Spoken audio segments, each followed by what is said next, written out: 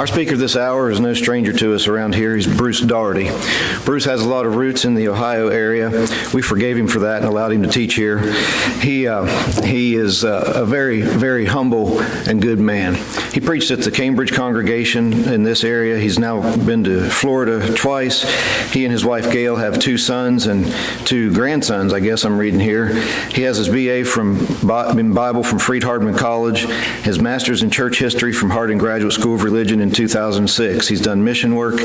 Also, I'd encourage you to check out his website, OhioValleyRestorationSearch.com. It's listed here in the book in his biographic, research, OhioValleyRestorationResearch.com. I can't read. But so you check it out and tell me what's on it.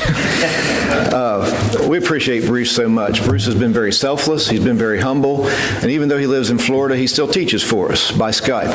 We appreciate that and his sacrifice in doing that. And he's always very conscientious. He also, I believe, teaches for the Florida School of Preaching.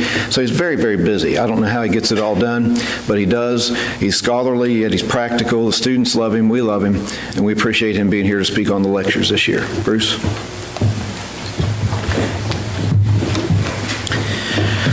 Thank you, Andy, for those kind words. It's always a great thing to be in the Mountain State once again. And this time of year, you just can't be in a better, more beautiful place as God has created it here on this earth.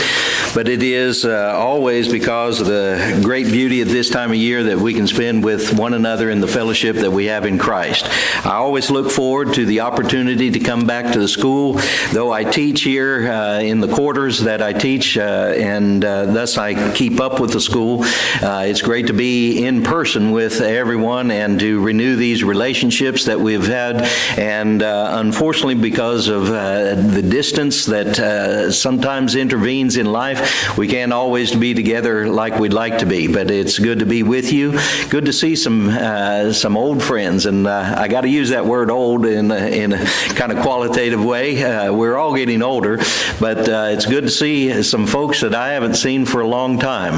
Brother Mark Phillips is here with us, and good to see him. I don't know if I've seen you since Freed-Hardeman days, but it's good to see him. And good to see Paolo De Luca, who was we were able to get very close to in our Italian mission work. Good to see Brother Rico Brown. He's a transplanted Floridian up here in the almost heaven country, and we just love and appreciate Rico. He's a great encouragement.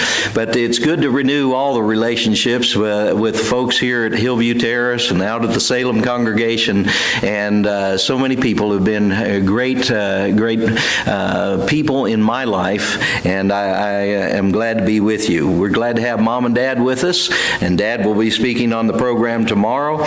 Good to have my wife with us on this year, and again, we're very thankful to be here. I'm also thankful for the good hospitality that Don and Terry Harris provide.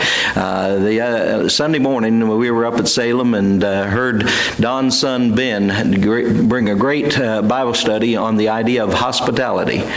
And as I thought of that lesson, I could not help but think of his parents the whole time that I was there because of their hospitality toward us through the years.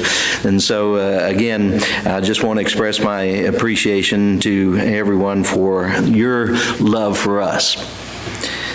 How many Psalms do you really know? I would dare say we probably only know about 10. We know Psalm 1, blessed is the man. We know Psalm 23, the Lord is my shepherd. We know maybe Psalm 2, the Lord said to my Lord. We know maybe some psalms that now have been popularized by songs, as the deer pants for the water, Psalm 42. Psalm 100, my third grade teacher down in Memphis, Tennessee, we would read the Bible every day before class started. So that tells you how long ago I was in public schools. But often we read Psalm 100 in that public school class. But how many Psalms do we really know? My dad and I just completed a year-long study on Wednesday nights of the book of Psalms for the Bevel Road congregation. First time I've ever been a part of a study that's looked at the Psalms like that. And you know, in 52 weeks, you can only cover 52 of the 150 Psalms. So we don't really know maybe all the Psalms like maybe we ought to. But I'm thankful that God has put this book of hymns in our Bibles because it gives voice to all the different things and emotions that humans go through. There are psalms of joy and praise, and we're glad to read those songs and be encouraged by them.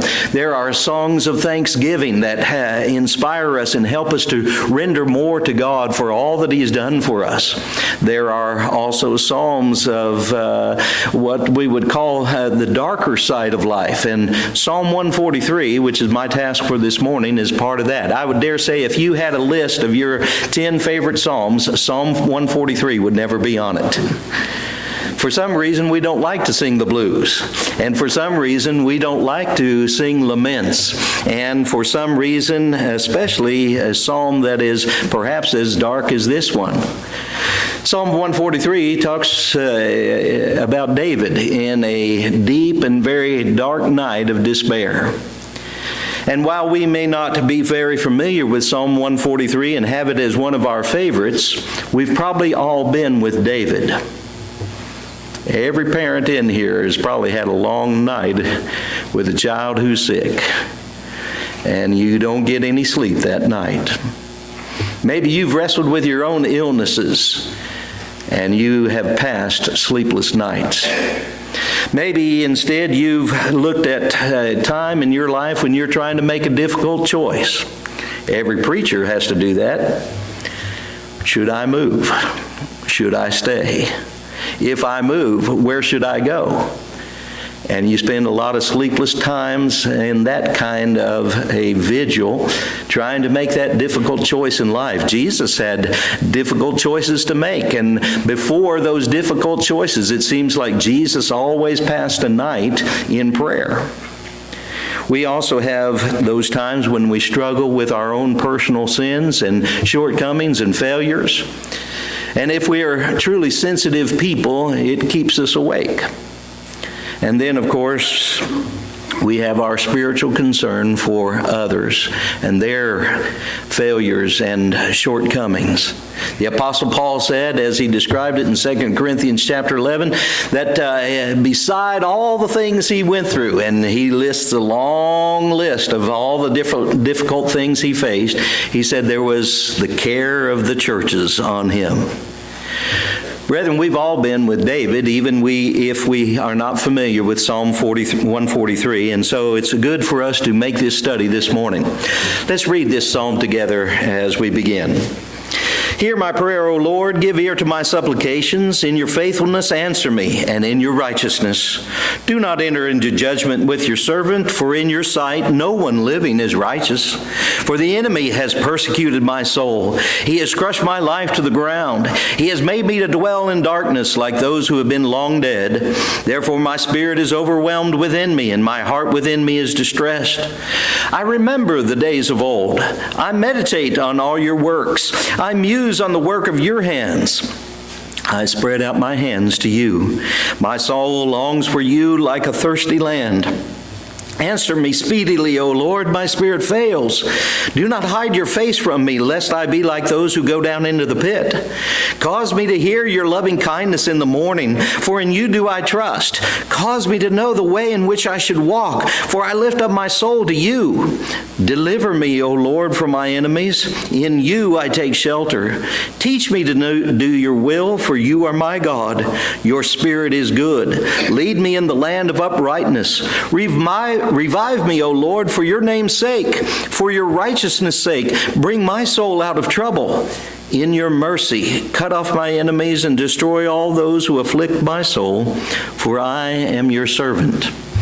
Now, to follow Hunter's lesson this morning, which was just a great lesson extolling the security that we can find in God, you almost wonder, how could this psalm be in the same book and in the same kind of day when you hear the greatness and the security of God and all the trust that the psalmist felt, and now you find David in such a low and despondent and despairing state?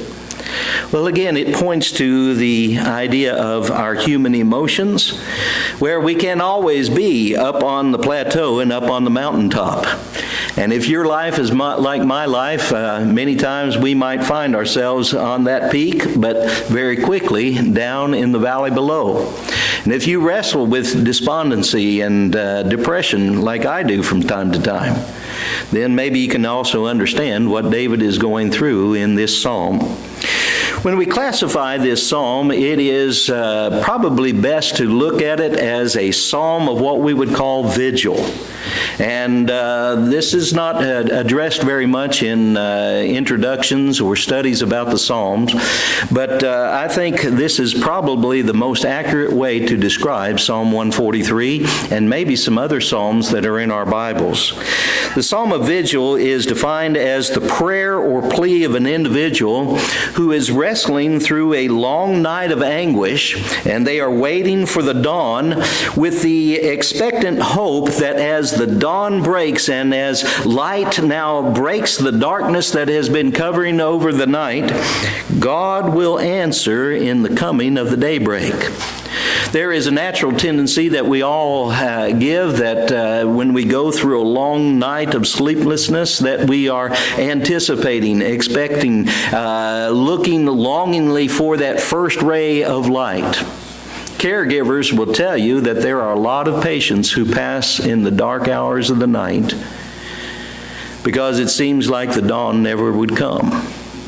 And so this is a psalm of vigil where David is associating God and the relief that God could provide for him in his test and in his despair with the breaking of day. We think, for example, in a few of the psalms that are like this, Psalm 46 and verse 5, Bible says, "God is in the midst of her; she shall not be moved," talking about the city of Jerusalem. God shall help her, but notice when God's help comes, just at the break of dawn. And it is, again, where this is noted in other places in Scripture. In the book of Lamentations, you remember Jeremiah is sitting there as he's watching the city of Jerusalem after the Babylonians have come through and everything's been destroyed and everything has been left in smoke and ashes. And in this despair, Jeremiah finds a ray of hope. And he says that God's compassions were new every morning. And so with that new dawn that came was also a day of hope, even in the midst of all that destruction that took place. In another place in the book of Zephaniah, Zephaniah says in Zephaniah 3:5 that the Lord is righteous in her midst, in Jerusalem, and he will do no unrighteousness. Every morning he brings his justice to light. He never fails, but the unjust knows no shame.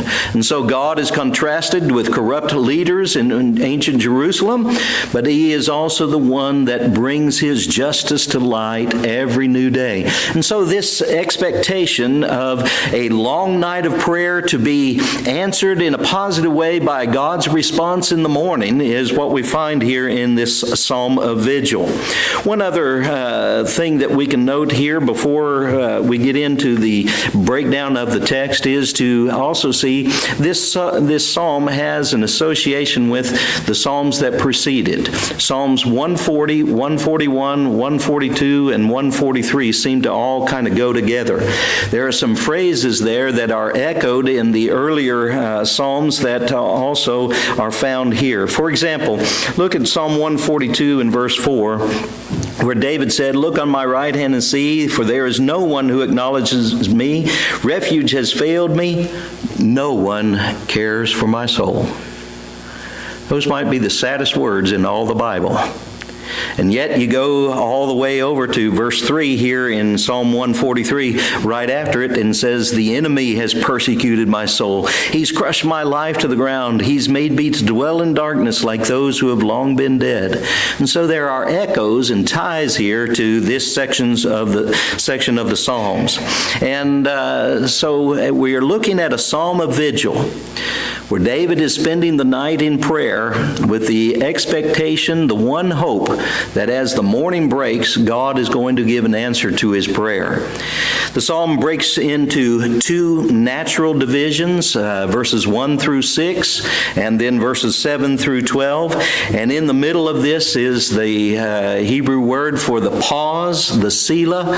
And we are encouraged to meditate between the two halves by that word. And this is the way I divide the psalm up. So let's look at this psalm that is this night of vigil. Hear my prayer, O Lord, give ear to my supplications.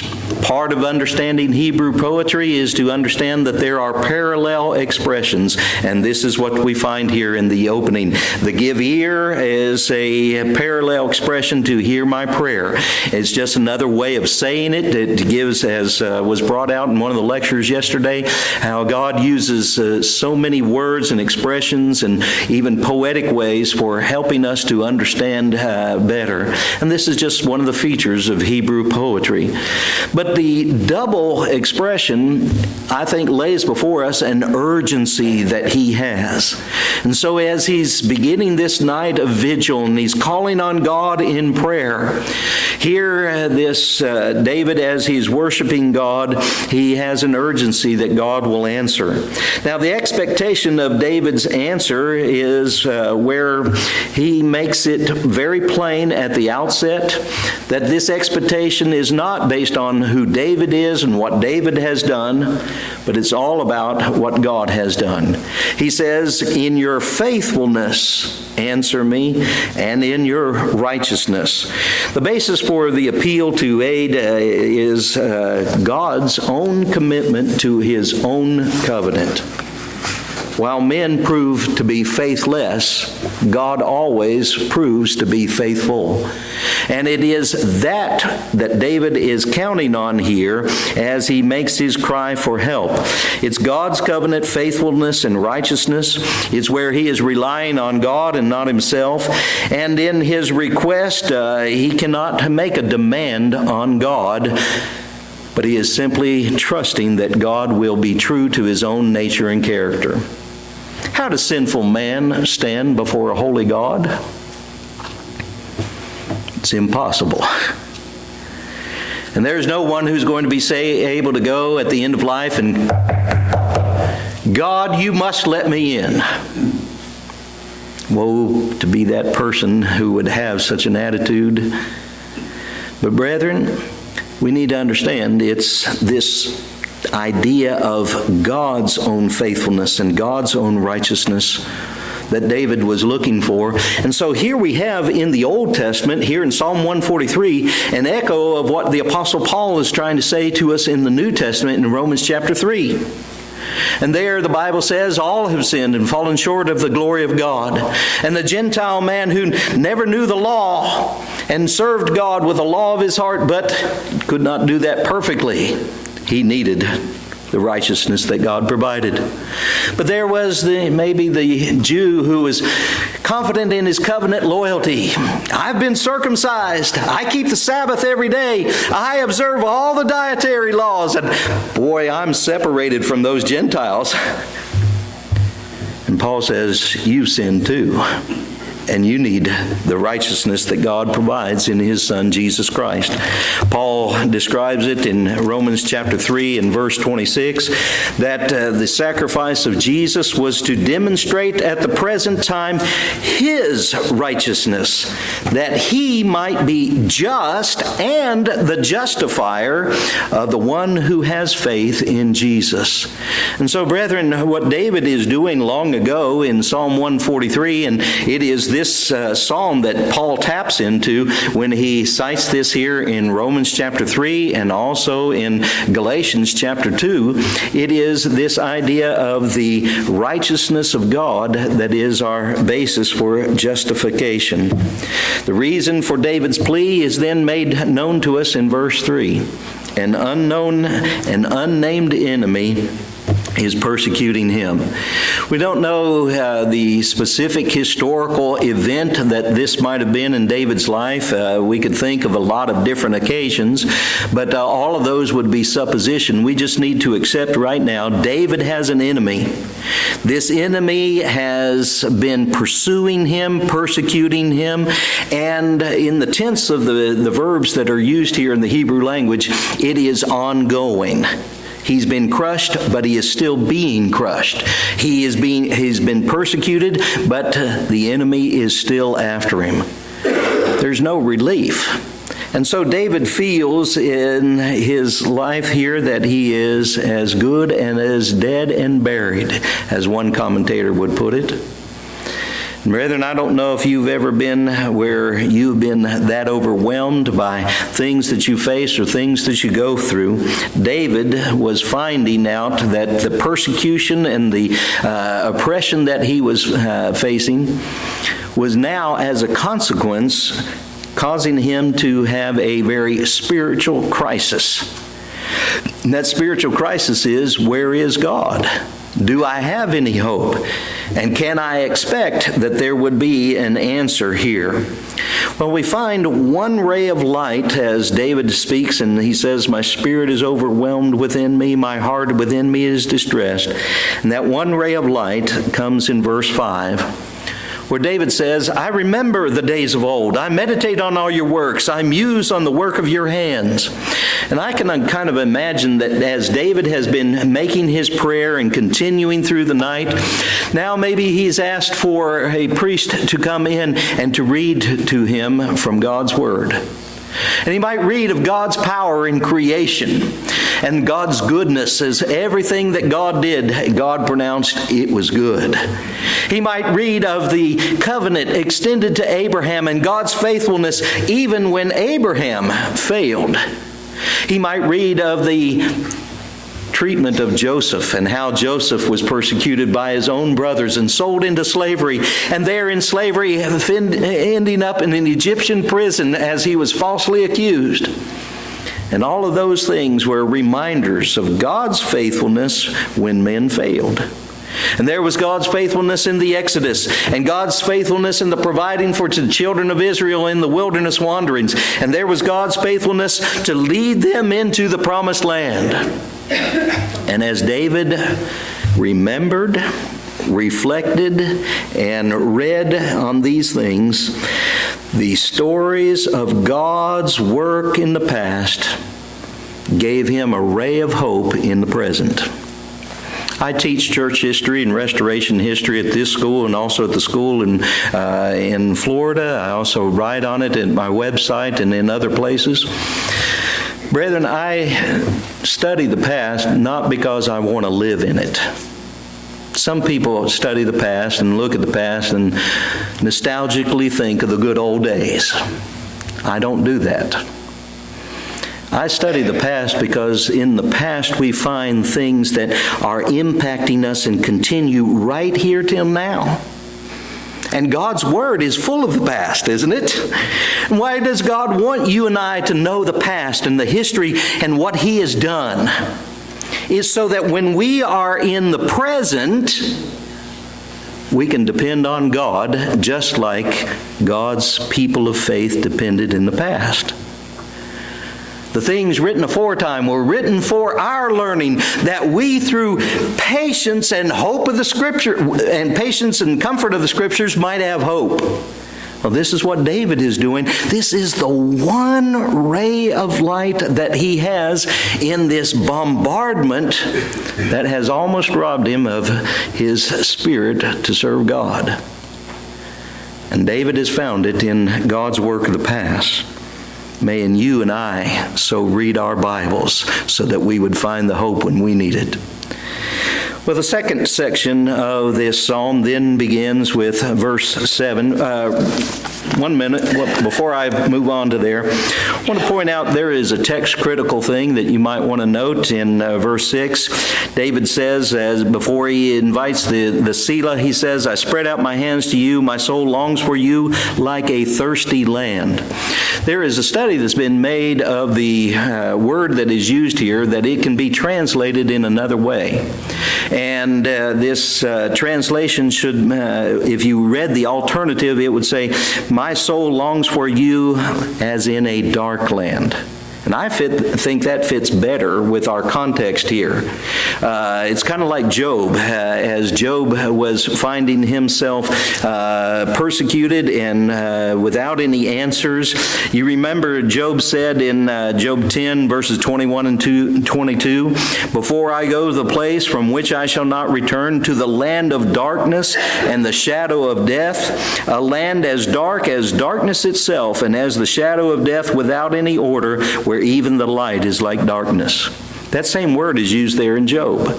And I think it's appropriate really for what we find in Psalm 142, as David is finding himself almost as good as if he's already been dead. And so that might be a better way of understanding and looking at that translation. But the second half of the psalm then begins in verse 7, answer me speedily, O Lord, my spirit fails. Do not hide your face from me, lest, again, here's that, again, why I would tie that verse 6, lest I be like those who go down into the pit, into the grave. All right?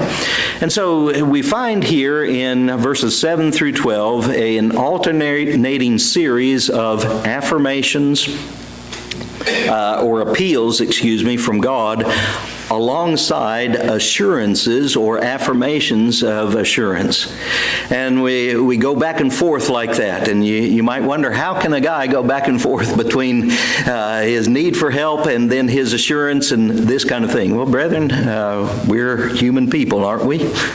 And don't we have those moments in our lives sometimes where we live moment by moment by moment? And if you catch me in this moment, you might catch me where I am feeling like I need a lot of help. And you catch me in the next moment where I might be able to be a help to you. And this is what I think the psalmist is doing here. He is understanding that he needs, again, a speedy answer for God. Verse 7, answer me speedily. Again, the urgency that he is asking for. But again, all the appeals for help are made with this idea that, again, relief for him will come from God's own nature. There's a word that's used here as kind of a frame for this section. It's the Hebrew word hesed. It's found in verse 8, translated as loving kindness. Cause me to hear your loving kindness. And then in verse 12, it is translated in your mercy. That's the word hesed. And the best way to translate hesed, if you'll go to the dictionaries and look at it, is called covenant loyalty or covenant love. And there's so many places in the Old Testament where this word is used to describe God's love for his people, and it is a love that he has promised through his covenant. And sometimes we might think, well, how can covenant, agreement and love go together? It seems like, are we contracting God's love? No, nothing of the sort is going on, but think of it in this way. My wife and I were pronounced husband and wife. June 19th, 1981, a long time ago. The man who performed that ceremony is over here too. And that night, we were covenantly joined together. But I love my wife, and I maintain the covenant with her, my vows with her, not because I've got it on that license, but because of love that we have for one another. And God loved Israel with a covenant loyalty. And David knew about that. And so David said, in your hesed, your loving kindness, in your mercy. And that frames the whole section. And so once again, David is not expecting with the dawn that God is going to do something here because David has merited this. It's because of God's own love and mercy and loyalty. And again, brethren, that is that same kind of thing that is extended to you and me. In this petition, in these appeals that David has, it's kind of interesting. Only 2 of the petitions request for God to overthrow David's enemies. The other petitions are about knowledge and guidance and instruction and revival. And maybe this deals a little bit with this idea of the path that I should walk. And I'm going to get to that. That was the title assigned to me as we look at this psalm. But before we get to that, I want you to turn to 2 New Testament vigils as we try to relate this to more and more of where you and I live. We all know Jesus' first miracle, right? John chapter 2, where was it? Cana of Galilee, right? And the miraculous turning of the water to wine. Where's David's second miracle? Or Jesus' second miracle, excuse me. I may have turned it wrong. Jesus' second miracle. Do you know it? Same place, Cana of Galilee. It's found a couple chapters over in John chapter 4, but it is in connection with a vigil. Let's read there from John chapter 4, beginning with verse 46.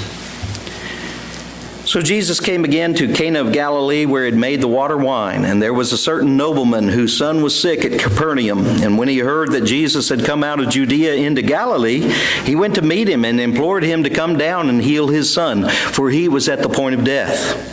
Then Jesus said to him, unless you people see signs and wonders, you will by no means believe. And the nobleman said to him, Sir, come down before my child dies.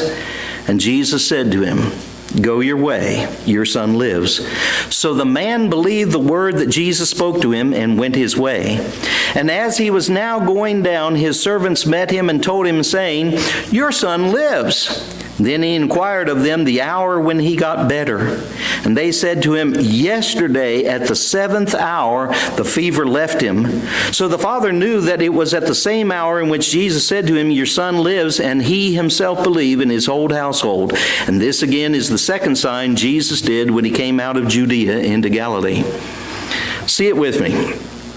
Jesus is at Cana.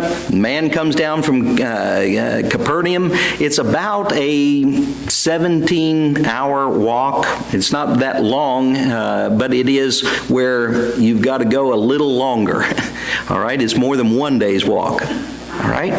But he's come down and he's found Jesus, and he has this desperation, the despair of a parent with a child who's dying. And you reach out, sometimes just grasping at straws for what you could know and what you could find. This is only Jesus' second sign. So it's not like Jesus has been doing this over and over again so you would know and by reputation, but he's heard a little bit and he's come seeking that help. Jesus puts him off a little bit, and this was Jesus' way, testing to find real faith. You people don't believe. You just want to see the signs and miracles. He says, Sir, come down before my child dies. And the Lord answers in that very moment. Now the man accepts that. But we can accept something mentally, can't we? And still not feel it here. And I'm pointing to the blood pump, which is not really what the heart is. But we can accept sometimes things on an intellectual basis that we don't really accept deep down in the fiber of our souls. And I think that's what this man did at that time. He continues, he goes back to Capernaum. He's met by servants the next day. You see, he couldn't get back home at that hour, late hour of night, or the afternoon to get back home to see if the word of Jesus was confirmed. How do you think that father spent that night? I bet he didn't sleep a wink. I'm not sure I would. And when the Bible says at the very hour that Jesus had said it the day before, that's when the sun got better. In that moment, now the Father's trust in the promise of Christ has been realized. He had a long night of vigil until the promise was realized. Maybe you and I live close to that. One other New Testament night of vigil. Mark chapter 14. Starting with verse 32.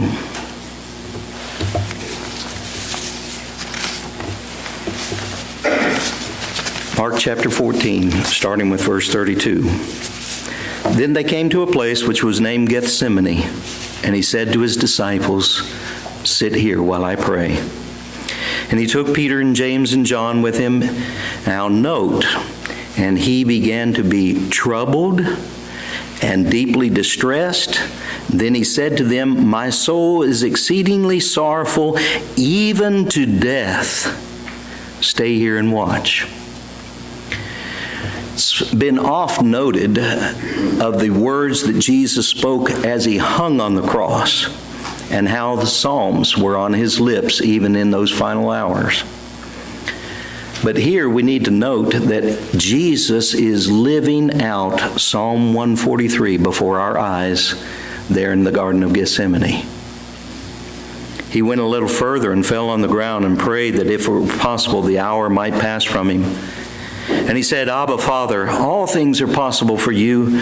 Take this cup away from me. Nevertheless, not what I will, but what you will." And then he came and found them sleeping and said to Peter, "Simon, are you sleeping? Could you not watch 1 hour? Watch and pray, lest you enter into temptation. The spirit indeed is willing, but the flesh is weak." Again he went away and prayed and spoke the same words. And when he returned, he found them asleep again, for their eyes were heavy, and they did not know what to answer him. And then he came a third time and said to them, "Are you still sleeping and resting? It is enough. The hour has come. Behold, the Son of Man is being betrayed into the hands of sinners. Rise and let us be going. See, my betrayer is at hand." Our Lord, in the garden where the olives are crushed and pressed, was being crushed and pressed, just like David, Psalm 143. And he spends a long night in vigil, 1 hour, 2 hours, 3 hours. Have you ever tried to pray an hour? Spiritual discipline, spiritual exercise. Brethren, I give up after about 15 minutes. Peter and James and John couldn't. The spirit is willing, but the flesh is weak. Isn't that where you and I live? But thankfully, Jesus went through that long night of vigil. But with the dawn of the new day, there was no removal of the cup. There was only the arrest, the trial, the scourging, the beating, the crucifixion, the suspension on the cross, and the darkness that covered the face of the land. And the despairing cry of Jesus, who said, my God, why hast thou forsaken me?" Jesus looked for dawn, but it brought what God said was needed on your behalf and mine, that he might be the just and the justifier of those who will place their faith in him. And so that night vigil was made with Jesus going to his death. Don't we all live in a certain way in a long night of faith? And Andy, this is maybe what I think as I think of this idea of the path that I should walk. There are some people who do not walk the path that they need to because they're ignorant of that. I don't think that was David's case. There are some people who do not walk the path of righteousness with God because of sin in their own lives, and we all have those failures and those sins. But there are also ways in which we can walk in that path, as John says in 1 John chapter 1 and verse 7. If we walk in the light as he is in the light, he is faithful and just to forgive us of our sins, and his blood continues to cleanse us. But there's sometimes when we're walking in the path that we know we should walk, where the real challenge for God's people is to persevere. To persevere like that father in John chapter 4 between the time of the promise and the realization of that promise. Now, in some ways, we realize that promise already. And there are a number of things in Scripture where we already have the blessings of those things. But there is also the observation that in the already that we have, we do not yet have everything as it will be. And so we live between that already and not yet. Notice one with me and then we'll close. 1 John chapter 3, verses 1 and 2 and 3. Behold, what manner of love the Father hath bestowed upon us, that we should be called the children of God. And therefore the world does not know us, because it did not know him. Beloved, now we are children of God. Brethren, that's our state right now. That's our status. Great thing? Come on, let's all go like this. Show me you're awake. That's our status right now. We are children of God. And it has not yet been revealed what we shall be. But we know that when he is revealed, we shall be like him, for we shall see him as he is. There's coming a time when God is saying, you're my child, and here's my child in his glorified state. Isn't that tremendous? Doesn't that make you look forward to with anticipation, looking for the dawn of that day? And everyone who has this hope in him purifies himself just as he is pure. There's a way for you and I to live between already and not yet. Put Psalm 143 on your favorite psalm list. Thank you.